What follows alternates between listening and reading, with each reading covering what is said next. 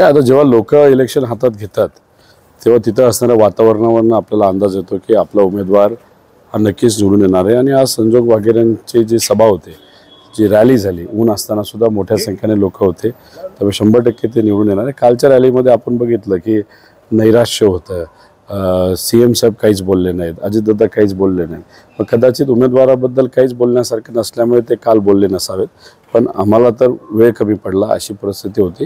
आणि इथं मशाल हे चिन्ह आणि महाविकास आघाडीचे जे उमेदवार संजोग वाघेरे हे खूप मोठा मताधिक्याने निवडून येतील। मागच्या वेळेला आपले बंधू होते पार्थ पवार, त्यावेळेला आपण प्रचाराला आलो, या वेळेला वाघेरे साहेबांसाठी फरक काय जाणवला? फरक काहीच नाही, आमच्या विचारामध्ये फरक नाही। आम्ही ज्या विचाराबरोबर आहोत त्या विचाराबरोबर आहोत।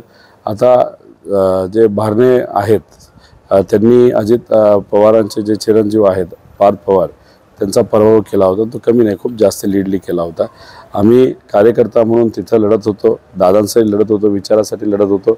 आणि आज सुद्धा ज्या व्यक्तीने पार्थला पाडलं त्याच्याच विरोधात आमचा प्रचार आता सुरू आहे। काल मला असं कळलं की दादा भारण्यांचा फॉर्म भरण्यासाठी आले होते, भूमिका दादांनी बदललेली आहे।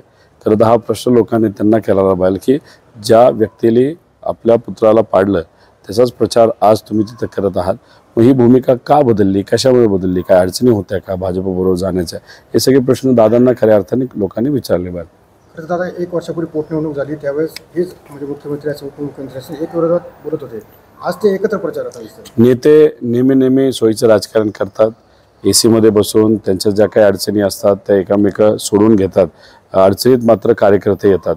त्यामुळे इथं असणारे जे सर्व कार्यकर्ते भाजपचे असतील, नाहीतर शिंदे गटाचे असतील, नाहीतर अजितदादांच्या पार्टीचे असतील, ते सर्वजण एकत्रित येऊन मला असं वाटतंय ते महाविकास आघाडीचा आज प्रचार करताना आपण सगळे बघू शकतो। संजोग वाघेरे सरांना किती आघाडी, आपला काय अंदाज आहे किती आघाडी? नाही, मला जे कळालं IB जो केंद्र सरकारचा रिपोर्ट असतो त्यांनी 1,20,000ची लीड संजोग वाघेरेंची दाखवली, केंद्र सरकारचा रिपोर्ट आहे।